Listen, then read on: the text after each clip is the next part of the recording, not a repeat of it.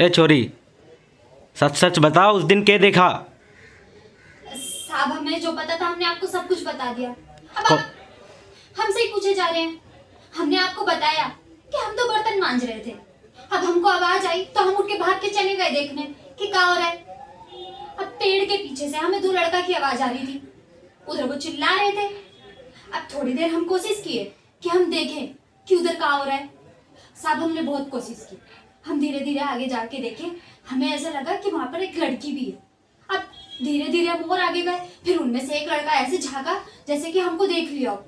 हम छुपे पेड़ के पीछे, एकदम चुप होकर खड़े हो गए थे। हमने सोचा कि उसने हमको नहीं देखा। फिर हमने जब दोबारा देखा तो वो लड़का हमारी तरफ आ रहा था। हम घबरा गए। अब हम ऐसे घबराए कि हम भागे, हमारे पीछे वो लड़का भागा और उसके बाद वो लड़की की आवाज चिल्लाने की और तेज आने लगी। फिर एकदम से उस लड़की की आवाज आना बंद हो गई। साहब वो जो आ रहा था ना लड़का हमारे पीछे, उसने हमको पकड़ लिया। उसने हमारे ऐसे झुंड पकड़े और हमको खींचता हुआ ले गया और उसने हमें दो थप्पड़ भी मारे। साहब फिर उसने हमारे ऐसे बाल पकड़े और दीवार में सर मार दिया।